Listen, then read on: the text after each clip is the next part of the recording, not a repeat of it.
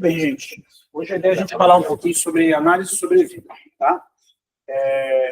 No início da semana a gente falou sobre correlação e regressão. A ideia era até falar já de análise multivariada, mas não teria como a gente chegar lá sem falar de análise de sobrevida antes. Porque a gente fala de análise multivariada, acaba aparecendo modelo de Cox e tal. Então a ideia é a gente ter um pouquinho de conceito disso, aí a gente, ou esse mês, ou início do mês que vem, a gente vai falar de análise multivariada. Tá? Então vamos lá. Então, a ideia é que a gente entenda como é que é feita a curva de Kaplan-Meier, tá? Vocês estão acostumados a ver nos resultados dos ensaios clínicos. Entender o teste log-rank, como que ele é feito. A gente vai dar uma pincelada no modelo de Cox, tá? E eu vou explicar o que é risco instantâneo e tal. A gente vai falar também pincelada de risco competitivo. A ideia aqui não é a gente explorar a fundo nada disso, tá? É só entender em que cenário essas coisas se aplicam, tá? E eu vou falar como avaliar os riscos proporcionais, que é uma coisa importante quando a gente vê um estudo que usa o modelo de Cox para apresentar o resultado. Tá? Para quem quiser dar uma olhada, artigos feitos para médicos, não para estatísticos. Tem a revisão de estatística do Critical Performance do 12, que é sobre isso. Tá? Então, lá eles trazem um pouquinho até de detalhe matemático, tal, de como a coisa é feita. Acho que é o que eu mandei para vocês no grupo. E um tempo atrás teve uma série da Chest sobre também como relatar estudos que usam análise de sobrevida. Lá está até um pouquinho mais completo. Então, as figuras que eu tenho aqui são dos dois e do livro de estatística que eu uso. Tá? Então, vamos lá. Primeiro conceito é o seguinte. Para que serve a análise de sobrevida? Alguém imagina assim? O contexto faria sentido usar isso? Não já discutiu em alguns artigos, tá? Mas...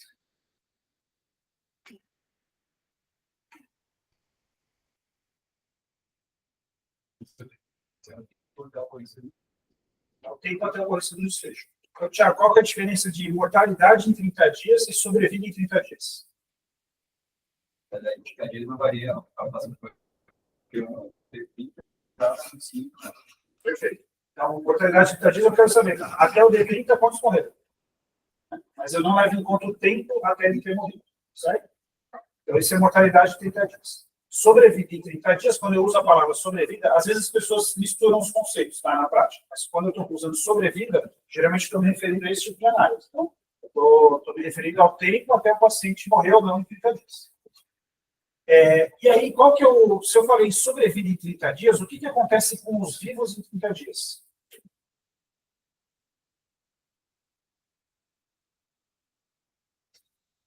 Para fins da análise.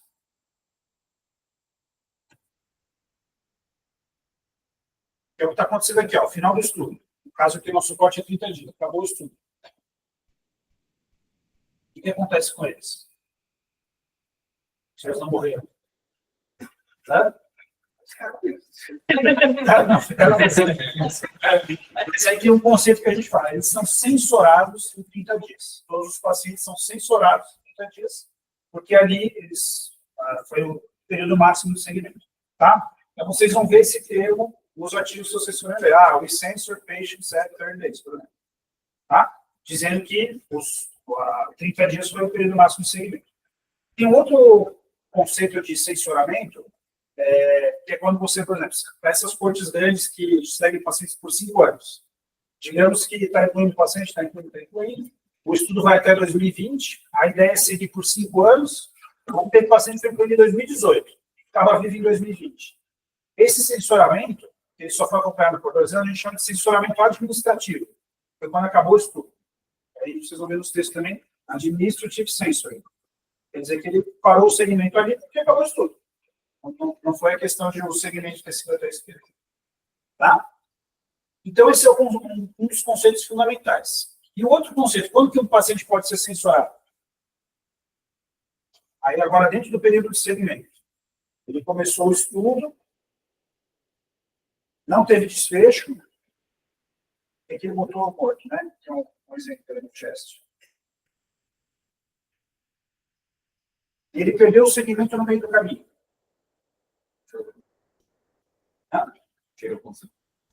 Pode ser, tirou o consentimento ou simplesmente ele não retornou em consulta, você não conseguiu contato. telefônico estava previsto. Então, esse tipo de censuramento é o censuramento que acontece durante a intervenção, durante o segmento do paciente. Tá? Alguém consegue ver um problema quando isso acontece? Tem um censuramento no meio do período de segmento previsto? Pode ser contado. Contado como vírus? Pode ser. Aquele dado, e talvez a razão pela qual está indicado em dois peixes. Perfeito. Aí, ou seja, eu posso introduzir viés de seleção quando isso acontece, porque o motivo pelo qual o paciente perdeu o segmento, você falou, eu vou considerar ele vivo. Até aquele ponto ele estava vivo mesmo, no período que ele seguiu. Só que então ele vai contar, digamos, 15 dias na sua análise. Ele não morreu nesses 15 dias. Então, isso vai estar no denominador da análise que o modelo faz. Tá? Mas se ele perdeu o segmento em 15 dias porque ele morreu e ninguém viu, a equipe do estudo não teve como saber, ele era um evento que não foi reconhecido. Tá? Então, essa perda de segmento, você pode introduzir viés de seleção na sua amostra. Tá? Porque, geralmente, se você tiver algum motivo para ele ter perdido o segmento, isso pode introduzir esse tipo de viés. Quando a gente vê os ensaios clínicos, a gente tenta ver se as perdas de segmento foram balanceadas entre os grupos. Né? Porque alguma perda sempre vai ter, não é fácil, se os pacientes estão no prazo. Aí, se ela for desbalanceada, pode sugerir que os pacientes perderam o segmento por algum outro motivo. Tá? Vocês sabem qual é o nome que a gente está para isso? Sabe? Vocês vão ver nos artigos como informative censoring. O paciente foi censurado por alguma coisa que aconteceu e tinha um motivo para aquilo acontecer, não foi ao acaso. É diferente de ele ser censurado ao acaso, que é o que acontece. Você segue um paciente por um ano, 10% de perda no grupo, 10% no outro, você vai assumir que foi ao acaso. Tá? Então, isso é um conceito importante que também na análise sobre isso. Tá? Então, ela tem a vantagem de levar o tempo até o evento. Eu vou ter mais informação nessa análise, mas tem esses problemas que podem acontecer. Tá? Esse censuramento que eu falei para vocês é depois que começou o segmento, né? Então a gente chama de censuramento à direita. Tá? Você pode ter censuramento à esquerda, que é quando o paciente já estava doente, ele já tinha a indicação, por exemplo, para iniciar o segmento, mas ele entra depois, por exemplo. Mas isso aqui a gente não comenta muito na prática. Tem um censuramento de intervalo, que também não se comenta muito. É quando o paciente perde o segmento por um tempo e depois ele volta. Tá? Isso aqui acaba sendo um problema quando você tem algum desfecho que pode acontecer mais de uma vez. Né? Então, fica um período que ele ficou afastado, que você não seguiu. Mas, se for morte, aí isso aqui não acontece. Né? Ele morreu ou não morreu. Ele perdeu o segmento ou não. E se ele voltou a seguir e estava vivo, beleza. Será que ele vai estar vivo? Tá? Mas, por exemplo, tem alguns trabalhos que você vacina o paciente e vê quantas IVAs ele teve ao longo do ano. Entendeu? Quantas infecções. Então, ele pode ter mais de uma, ele pode ter esse problema no também. Tá? Bom, muito bem. E aí, olha só o que pode acontecer na análise de sobrevida. Então, vamos dizer que aqui é 30 dias. Então, eu tive um óbito, 2 óbitos, eu tive esse aqui que seguiu, perdeu no meio do caminho, mas continuou, beleza, ele terminou o estudo. Eu tive um outro que seguiu, terminou o estudo, ele continuou vivo depois. Eu tive um que deu os 30 dias e ele morreu com 32. Então, não vai ser contado na análise. Tá? Ele morreu depois de terminar o período de segmento. Tá bom? Muito bem. E aí a gente tem uma forma de fazer isso à mão. Obviamente, o software não faz isso à mão, mas para a gente tentar entender o que acontece aqui. Tá? Então, aqui seria algum tratamento que o intervalo em meses. Tá? Eu tenho o número de pacientes vivos no início do intervalo, tenho o número de mortes no intervalo, eu tenho o número de pacientes censurados, perdendo o segmento. Tá? E aí, como é que a gente faz o cálculo? Eu tenho o número de pacientes em risco, no período, que basicamente é quem estava vivo no começo, menos os censurados, tá? Então, tem 240. Tá? Eu tenho um risco de morte no período, que seria esse D dividido pelo número de pacientes em risco, então aqui deu 5%, 0,05. Né? Se o risco de morte no período foi 5%, a minha chance de sobrevida naquele momento do tempo é 95%. Tá? E aí, essa é a sobrevida naquele momento do tempo. E por último, o que eu vou ter? Eu vou ter a sobrevida cumulativa, desde o início do tempo. Tá? gente vai entender como que isso aqui como que vai acontecer. Isso aqui vai se transformar lá na curva de Kaplan-Meier. Esse valor aqui é o que vai plotar a curva de Kaplan-Meier. Tá? Então, vamos para o tempo 2. Tempo 2. Morreram 12, então tinha 228 unidades de segmento. Aí aqui morreram 9 e ninguém foi censurado. Então, 9 dividido por 228 dá 0,0395. Sobrevida, então, nesse período, 0,96. E a sobrevida cumulativa é isso vezes isso. Eu multiplico. Na verdade, é isso aqui vezes isso. Tá? É anterior vezes a 9. E aí deu 0,91. Então, a sobrevida em 2 meses. 91% de sobrevida em 2 meses. Agora vamos para o 3. O 3, então, morreram 9, sobrou 219. 17 tiveram em venda no terceiro mês, sendo que um foi censurado. Opa, foi censurado. Então, esse censurado aqui, ele não vai contar completamente, ele vai contar como meio paciente. Tá? Porque em algum momento naquele período ele se perdeu. Ele estava no começo, mas se perdeu ali no meio. Então, se você olhar meio, vai contar ele como meio. Tá? Então, o N aqui, então, vai ser 17 dividido por 218,5. Tá? E aí a sobrevida aqui, então, o risco de morte nesse período, no terceiro mês, foi 7,78%. Tá? E a sobrevida nesse período foi 0,92. E aí o que a gente faz? Eu multiplico o 0,91 pelo 0,92, que aí deu 0,84. Tá bom? Bom, vamos para o quarto mês. Eu saio de 201 pacientes, porque eu tive 17 que morreram e nenhum que foi censurado. Então, perdi 18. Aqui teve um monte de eventos nesse mês, 36 eventos, e 4 foram censurados. Então, em vez de 201, é 4 dividido por 2, não, vou subtrair isso, então vai ser 199. O risco de morte aqui foi 18% nesse período, quarto mês. A sobrevida foi 81%. 82, né, se a gente arredondar aqui. Tá? E aí eu vou multiplicar 0,84 por 0,82, deu 0,69 a sobrevida naquele momento. Aqui, 4 meses, né? Tá bom? E assim por diante. Então, é assim que a gente vai plotar a curva de Kaplan-Meier. O computador faz tudo isso para a gente, ele vai fazer esse cálculo todo por dentro. A gente estabelece o censurado como meio paciente ou...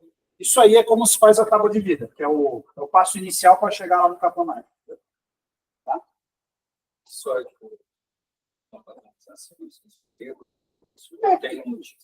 Não, é que isso assim, é só para... Porque assim, o censurado você não pode excluir também naquele período, porque no começo ele estava lá.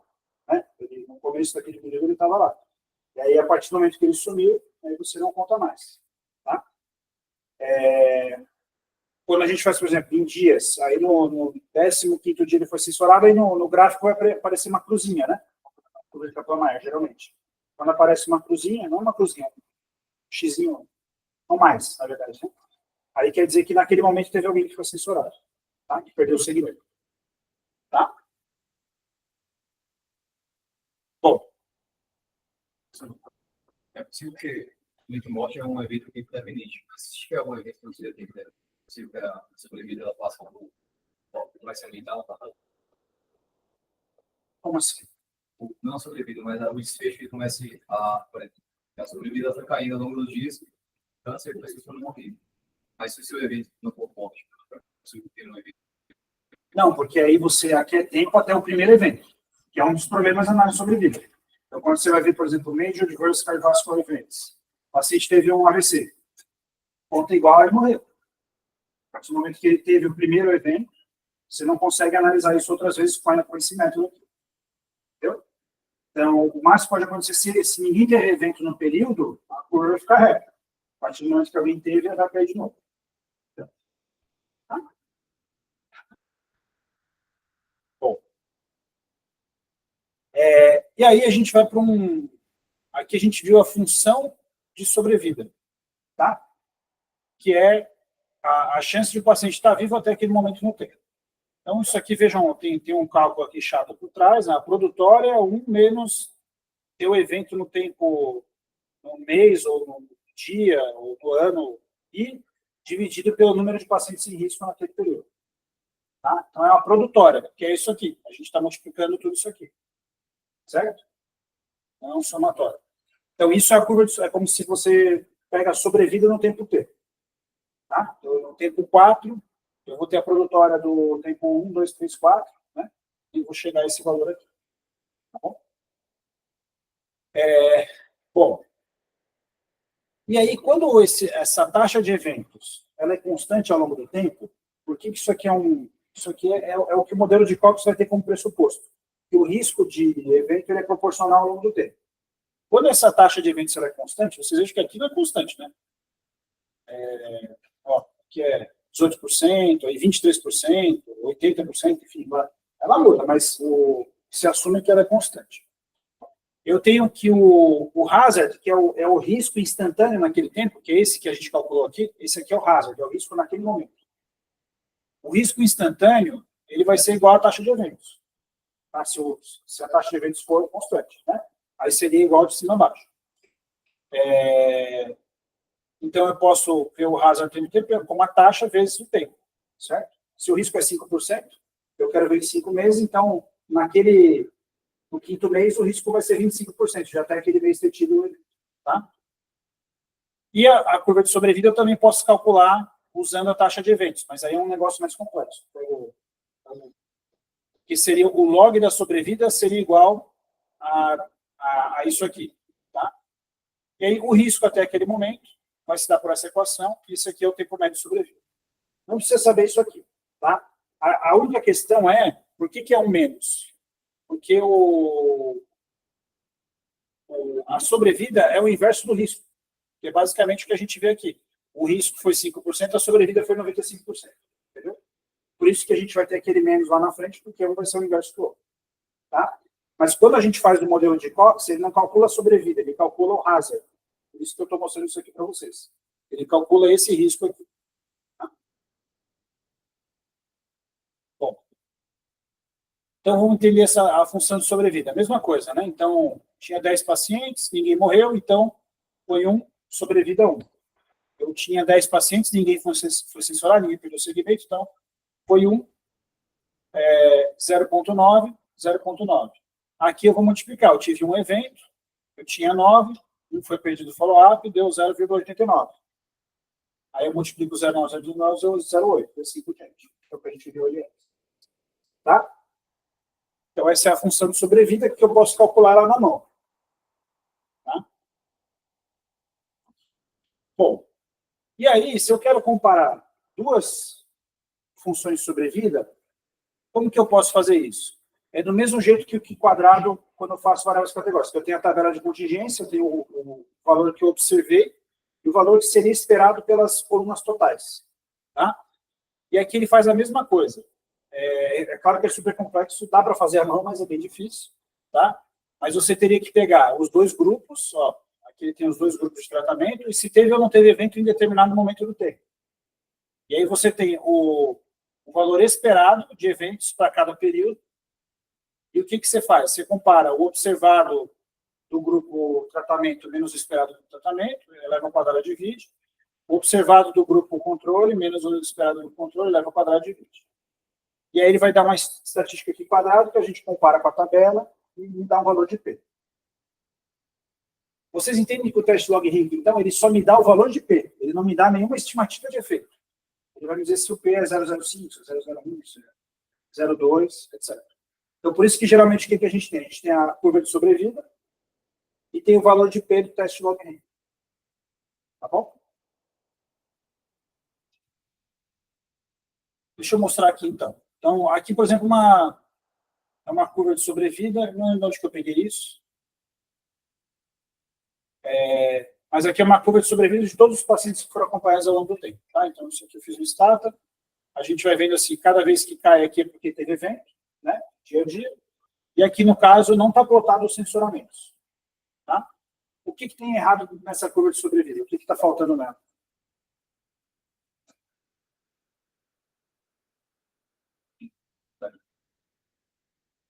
Tá certo? Tá bom? Então, aqui o tempo é dias. E aqui é sobrevida, né? No eixo Y. O número de pacientes em risco em cada momento. Perfeito. Então, sempre que eu tenho um Kaplan-Meier, eu tenho que ter o número de pacientes em risco aqui embaixo, vocês concordam? Senão você não sabe bem como que está. Então, é muito comum vocês verem o estudo assim, ele está com 500, depois tudo bem, tem os que vão tendo evento, eles estão saindo mesmo. Mas aí você chega aqui no final, tem 30 pacientes em risco. Mas a sobrevida está em 50%.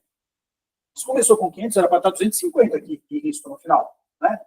Mas o que aconteceu? Perdeu tanto segmento no meio, que aí esse final vai aumentando cada vez mais o intervalo de confiança. Tá bom? Então, isso acaba sendo um problemão aí na análise. Tá? Agora, olha aqui. Agora a gente comparando dois grupos. Qual que é o problema dessa curva de sobrevida aqui? A gente comparou um estudo observacional. Agora eu lembrei. Esqueci da minha vez. O estudo observacional comparou VNI versus ventilação invasiva em paciente com pneumonia comunitária muito idoso. Qual que é o problema de eu fazer a análise assim? Tudo bem, não tem o número de risco embaixo, não está certo. Será que ativa isso? Tá? É VNI versus ventilação invasiva. Mas não importa isso. O que importa é qual que é o problema nesse gráfico aqui. Sabendo que é um estudo observacional,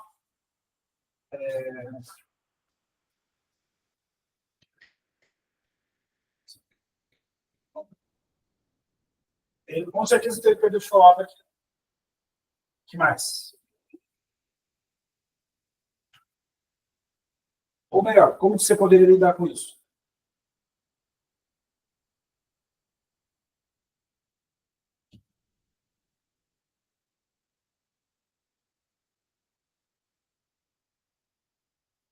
Você botar um tempo de segmento que seja mais razoável. Porque aqui, o que é esse 250? É um infeliz, coitado, que ficou internado 250 dias. Isso aqui é um paciente, né? E chegou lá no final e zerou. Mesma coisa o vermelhinho aqui. Aqui é um paciente que com 190 dias morreu. Tá? Então, não faz sentido você ver essa cauda direita da curva aqui, sobrevive. Porque você não seguiu os pacientes por esse período. Aqui, isso aqui é um erro muito comum, tá? Vocês vão ver com uma certa frequência em estudos de menor qualidade, né? Quando você trabalha com dado de intra-hospitalar, não dá para eu querer ver a sobrevida até o tempo máximo de observação do último paciente. Então, você tem que selecionar um período. Geralmente, a sobrevida intra-hospitalar dá para a gente levar até 60 dias, mais ou menos, tá? Se a gente quiser fazer isso. Mas daí vai ter um outro problema que a gente vai falar adiante. Mas, de qualquer forma, qual que é a solução? Posso apresentar assim, ó. Então, eu censuro 30 dias, aí eu tenho uma curva que me dá mais informação. Certo? Porque aqui, o que aconteceu? Todos os eventos aconteceram nos primeiros 30 a 40 dias. Passado eles, isso aqui já não agrega informação nenhuma. Tá bom?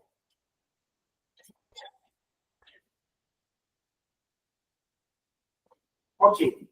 Então, com isso aqui, com esse gráfico Kaplan-Meier, baseado lá na tábua de vida, aquele cálculo todo, a função de sobrevida, ele vai conseguir plotar isso aqui também. Tá? Eu tenho alguma estimativa de efeito aqui?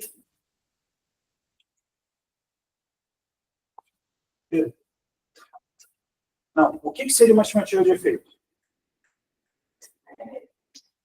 Exato. Mas aí aqui, falando de... É um evento binário. Dá um exemplo de estimativa de efeito que a gente poderia ter.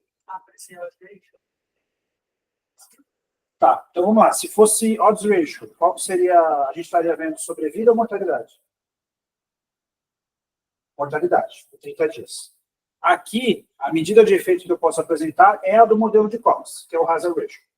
Tá?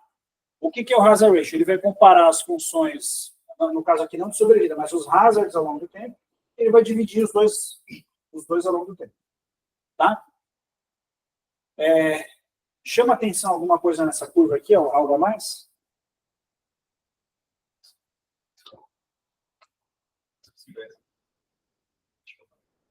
Perfeito. Se inverte, o que está acontecendo aqui? Isso aqui eu posso já inferir pelo Kaplan-Meier. E os riscos não são proporcionais ao longo do tempo, porque no começo um grupo vai pior que o outro e no final inverte o sinal. Tudo bem que os intervalos de confiança aqui se sobrepõe, né? Mas no começo eu tenho risco e no final ele inverte. Então, em teoria, eu posso até apresentar o hazard ratio aqui. Ele é a média do hazard. Mas, se a gente for ser mais estrito, ele não vai dar a figura geral de tudo que está acontecendo aqui. Certo? Tá bom? Então, tá bom. E se eu fosse apresentar um valor de P aqui, eu poderia apresentar o valor de P de quem? Do log N. Comparar lá os observados esperados. E daria o valor de P. Provavelmente seria neutro, né? Tá? Bom.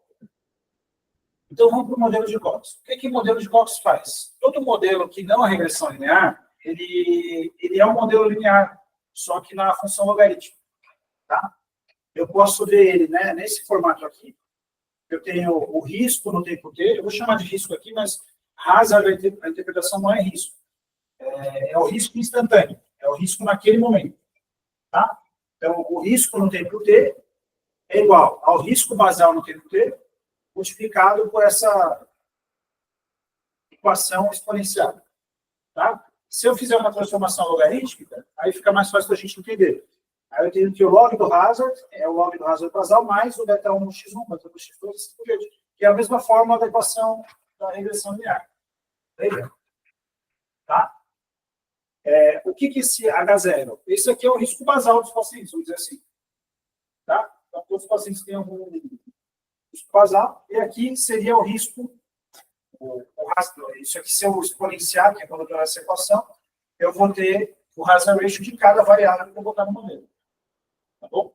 Então, o modelo de Cox, eu posso fazer eu posso fazer uma análise univariável com ele. Só boto a variável de exposição aqui, no caso, o tratamento de interesse, que deriva essa situação, e ele vai me dar um hazard ratio. Mas eu posso botar outras variáveis no modelo também para ajustar para outras variáveis. Tá bom? Pode ajustar para idade, sexo, relação PF. Tá bom? Esse modelo é diferente na regressão logística? É diferente, porque na regressão logística você não leva em conta o tempo. Mas como que vai ser a logística? Aí na de multivariada eu vou falar da logística também. Na logística, você teria o log do odds. Tá? O que é a chance? A gente discutiu chance. É a probabilidade do evento sobre a probabilidade do não evento. Tá? Então, eu vou ter o log do odds, vai ser igual ao beta 0 mais beta 1 x1, beta 2 x2, mas não tem tempo nessa equação da logística. A equação é ter ou não ter o evento. Tá bom? Mas a fórmula, no fim, é a mesma. Tá? O que muda aqui é que eu tenho o raso. Tá? Bom, então quando a gente faz lá no software estatístico, olha só o que ele fez. Então, ele tem o número de eventos observados por grupo 1, o número de eventos esperados por grupo 1. Número de eventos observados por grupo 2 e número de eventos esperados por grupo 2.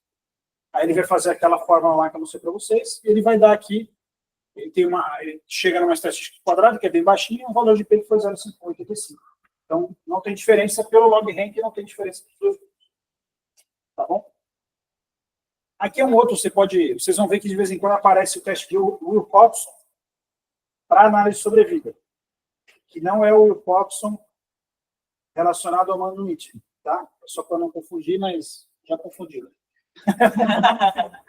Mas basicamente aqui ele soma postos, por isso que ele chama de Wilcoxon. Ele é um teste paramétrico também, que vai seguir os postos dos grupos, tá? E aqui ele deu um valor que também não é significante, mas acho que é um valor bem diferente, né? Tá? Bom.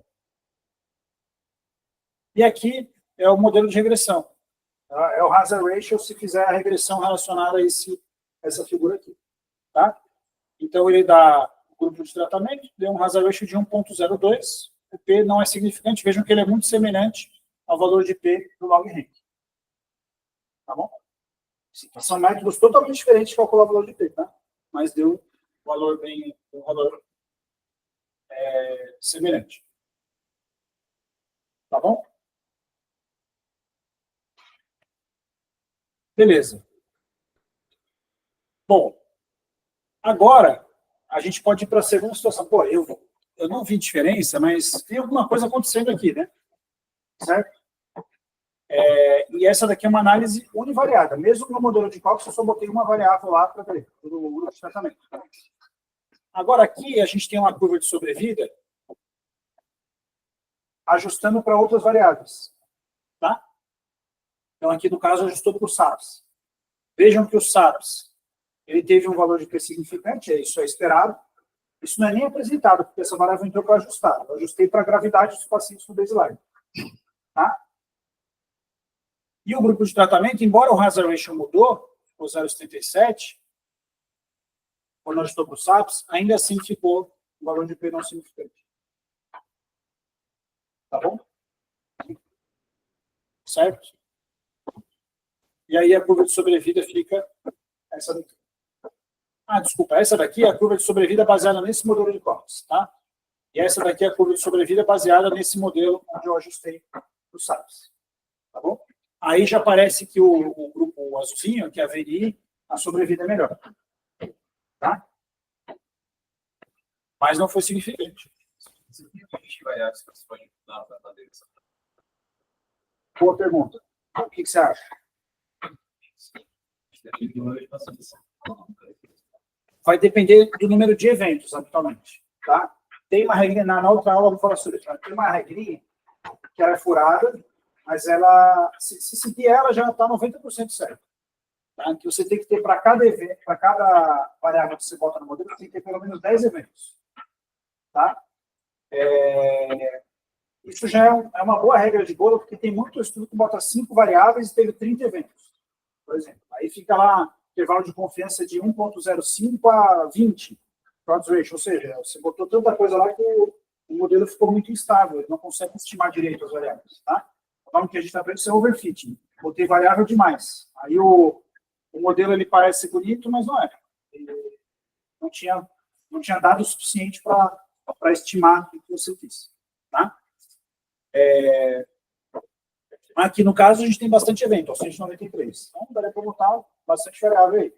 Por que essa regra de 1 para 10 não é suficiente? Porque você pode ter interação entre as variáveis, você pode ter alguma... Quando você bota uma variável que também ela tinha, sei lá, 10 pacientes tinham aquela característica e os outros 400 não.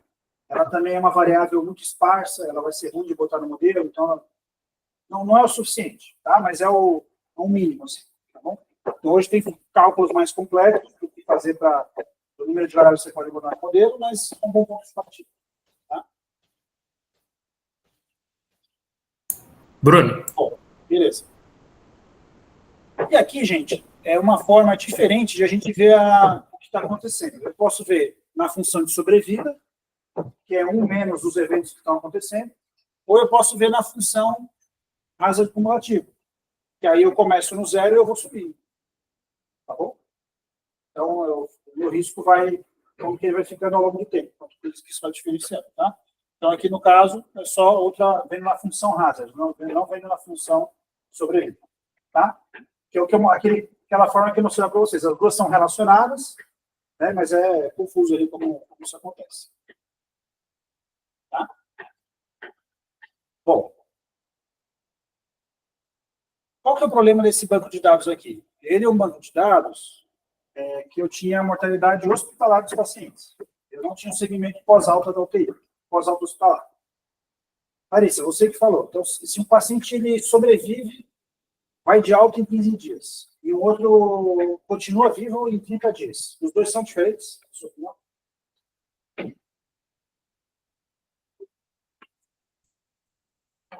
Mas o que saiu... Exatamente. Então, o paciente que saiu antes é um paciente melhor, provavelmente. Melhorou mais rápido e conseguiu ter alta. Agora, o paciente que continua no hospital, provavelmente ele ficou separado, internação na UTI, sei lá, e ele ainda vai contar como risco de morte, de morrer ou não, né? Sendo que o outro já teve alta. Então, olha que interessante. Se eu fizer essa mesma análise, levando em conta o risco competitivo de o paciente ter tido alta, porque uma vez que ele teve alta hospitalar, ele não pode mais morrer, na minha análise. Porque eu não estou mais... ele teve um outro evento que foi alta. Então, eu posso levar isso em conta na análise usando um outro modelo, que é o modelo de Fine and Gray, que é o de risco competitivo. E aí, olha o que acontece.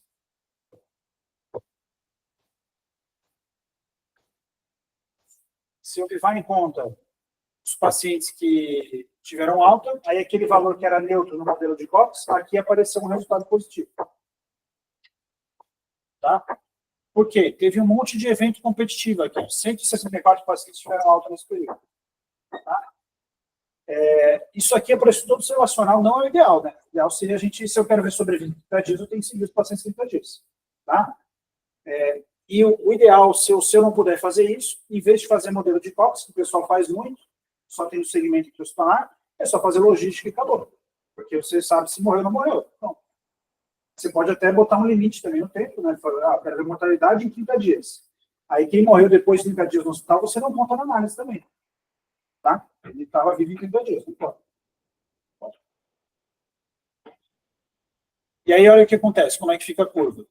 Aí eu tenho uma incidência acumulativa de eventos maior no grupo do que no outro. Quanto seria correto? Como assim? Você apresentou quase 5 satélites na área. Trabalho ele estaria quanto? Não, assim, você tem que fazer a certa.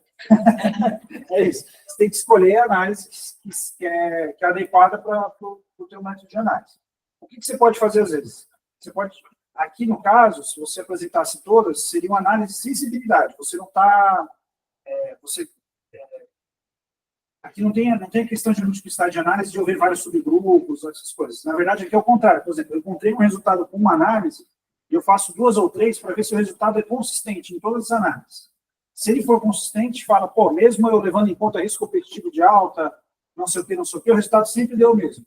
Então, isso reforça o seu resultado positivo, entendeu? Agora, se você analisa de um jeito e depois analisa de outro, o resultado é inconsistente, aí você chega à conclusão, poxa, dependendo de como eu analiso, muda o resultado. Fragiliza muito o teu resultado, entendeu? Tá? Então, o ideal, na minha opinião, nesse tipo de análise, é você ver de mais de um jeito. Ver com logística e uma análise de sobrevida que leva em conta o risco competitivo de alta hospitalar. Entendeu? Você é obrigado a apresentar o dado. Você vai apresentar, mas você está vendo, é o mesmo desfecho visto de outras formas. Então, isso são análises de sensibilidade. Você está vendo, simula o resultado de acordo com a forma que você está analisando. Então, isso é bacana.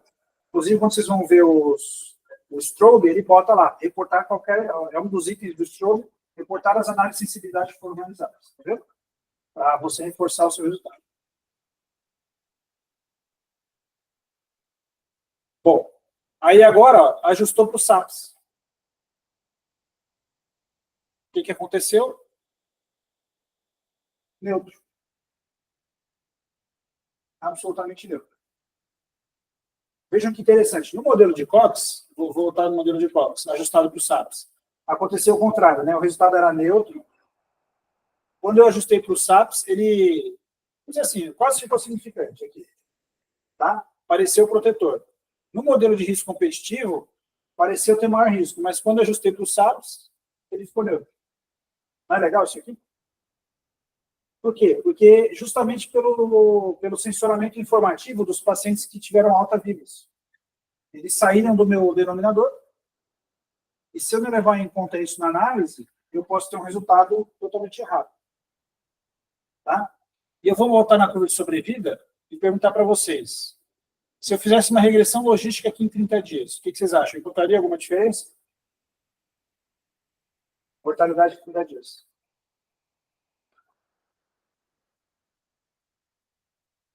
Talvez sim. Aí a gente teria que ver mesmo o resultado, mas veja o que é aqui, ó, eu saio de 5%, e aqui entre justamente no meio, seria 32%. Então, com a logística, talvez eu encontrasse um resultado diferente. Mas qual que é o problema? Quando eu faço uma logística mortalidade de 30 dias, o que eu estou assumindo?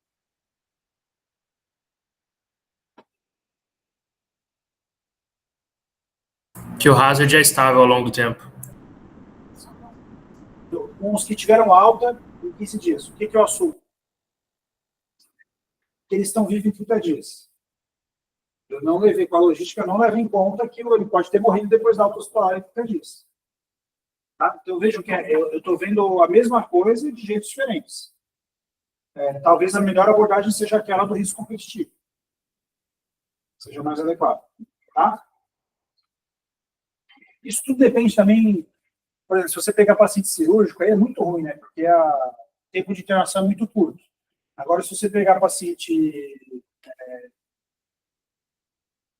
grave mesmo, né? Ficou ventilado 5 dias e tal. Então, esse paciente geralmente vai se aproximar mais dos resultados lá em 30 dias, né? Agora, se eu pegar um período muito curto, o paciente ficou muito pouco tempo no hospital, muita alta precoce, e não é ruim ver 30 dias. Tá?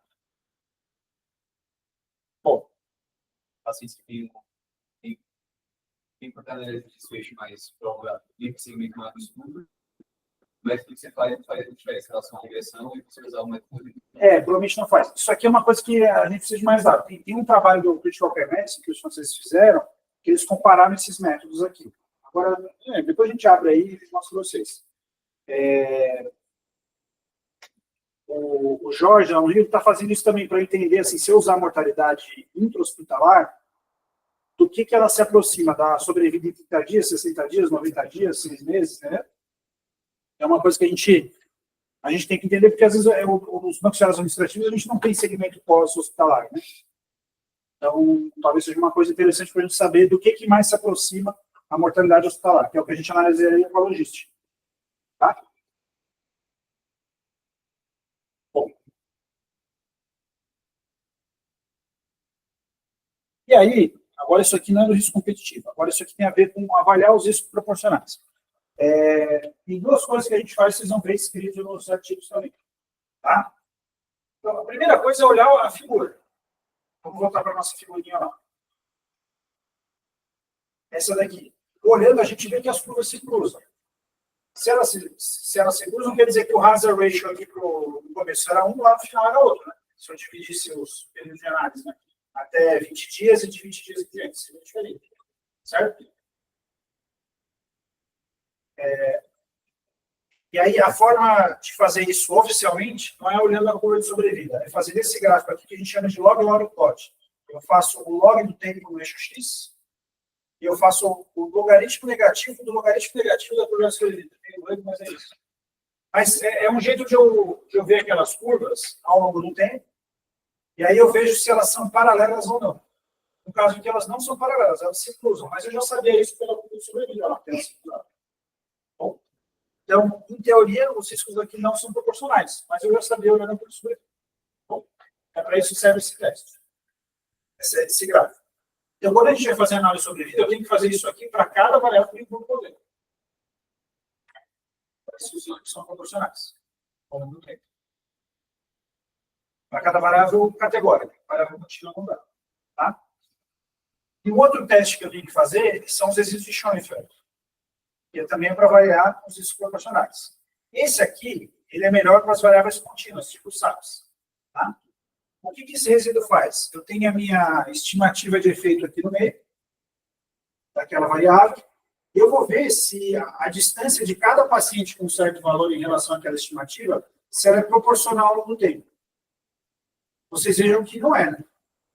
Aqui tem paciente que o resíduo é 0,2, lá para cima tem paciente que o resíduo é quase 0,4. Então tem muita coisa para cima. Eu teria que ver a nuvem não precisa ser igual ao longo do tempo todo. Não precisa ser tudo aqui igual. Mas ela tem que ser, no tempo 0, tem que ser igual para os dois lados. No tempo 30, tem que ser igual para os dois lados. Assim por diante. Tá? E aí ele dá um valor de P aqui, vocês viram que foi significante. E nos SAPs, os riscos não foram proporcionais pela análise dos resíduos de Schoenfeld. Tá bom? Não vou falar como é que chega no resíduo, eu também não sei. Né? Eu cálculo, eu já estudei uma vez isso aí, mas não... O que importa é que isso aqui tem que ser descrito. Vocês vão ver também, sempre que fala no modelo de cálculo, a gente fez log plot, que é para ver se as curvas se cruzam, basicamente, e a gente viu os resíduos de Schoenfeld para ver se quebrava o pressuposto dos riscos proporcionais. Certo?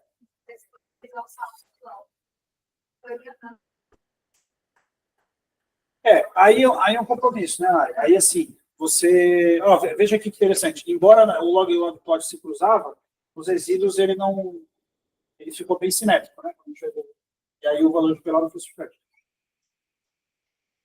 Aí, assim, os mais puristas vão falar assim, não dá para usar. Porque você está botando uma coisa que o risco não é proporcional. as pessoas que estudam, são mais práticas, vamos dizer assim, os epidemiologistas mesmo. Isso assim, você tem que avaliar para ver se tem uma coisa muito bizarra. Quando você olha aqui, está diferente, mas não é tão bizarro assim. Você poderia ter um negócio muito mais diferente do que a gente está vendo aqui. Tá? E aí, se você não incluir, você vai estar deixando de colocar uma variável que você está colocando para ajustar, né? Para ajustar o risco de morte. Tá? Mas o que quer dizer isso aqui? Quer dizer que o efeito dos SAPs, ao longo do tempo, ele vai variando. Entendeu? Então, no começo o efeito é maior, tanto que é o que a gente vê aqui. O resíduo é bem maior. O efeito dele começa a ser maior, e ao longo do tempo ele vai reduzindo. Então, quer dizer, na regra geral, é isso. Tem uma diferença nesse efeito. Tá? Bom, isso aqui tudo são coisas que vocês vão ver escrito vocês. Vocês não têm que saber, mas quando que ele fala que a gente avaliou logo lá no plot e a gente achou que era para ver essa premissa dos riscos proporcionais. Tá? Bom, então, para finalizar, curva de Kaplan-Meier é o que vai nos demonstrar a sobrevida ao longo do tempo, baseado na função de sobrevida, aquele S-zão tempo entre parênteses. Ela nos demonstra o censuramento e ela precisa ter um ponto fixo no tempo para finalizar o acompanhamento. Se eu fizer uma curva de sobrevida com mortalidade hospitalar, vai ser aquela curva bizarra que vocês viram. Né? Essa daqui. Fica muito estranho. Vocês vão ver artigos com esse tipo de figura. Quando vê, fala assim, furada, não dá para entender nada. Tá? E a outra questão do Kaplan-Meier, eu preciso ter os pacientes em risco embaixo. Tá? Teste log-rank é a nossa análise univariada da análise de sobrevida, certo? É o teste que dá para fazer para eu ver a diferença entre os grupos, né? Em termos de sobrevida. Mas ele não me dá uma estimativa de efeito. Ele não me dá o hazard ratio, ele não me dá risco relativo, não é nada disso, ele só me dá o valor líquido. Tá? E o modelo de Cox vai servir para a gente a nossa análise multivariada da análise de sobrevida. Mas eu tenho a premissa, o pressuposto dos riscos proporcionais. Tá bom? E na terapia intensiva, a gente tem que sempre lembrar dos riscos competitivos, né? Que é quando um outro desfecho impede de ocorrer o desfecho principal. Aqui eu dei um exemplo para vocês. Esse aqui é um exemplo meio furado, né? Porque o ideal seria a gente simplificar a gestão. Mas a gente sempre discute qual é o exemplo mais tradicional, risco competitivo.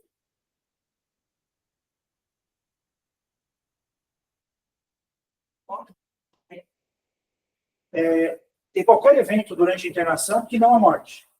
Porque se o paciente morrer, ele não vai poder ter o evento. E aí o grande exemplo é a infecção. Né? PAV, infecção de catéter, etc. PAV mais frequentemente. A morte é um risco competitivo importante para a gente levar em conta. Tá? Aquele modelo que a gente rodou chama de modelo de Fine and Gray. Vocês vão ver também nos textos aí. Tá bom? Isso aí. Aula tranquila, né? Mas, sim, isso aqui é só para dar uma introdução, para vocês ouvirem os termos, para quando pegarem um texto e for ler, vocês dirão, isso aqui não falou lá. Aí vocês procuram artigos, vocês forem risco competitivo, geralmente não tem uma revisão assim que aborde melhor. É só a gente entender o conceito ali do negócio. Tá? Beleza?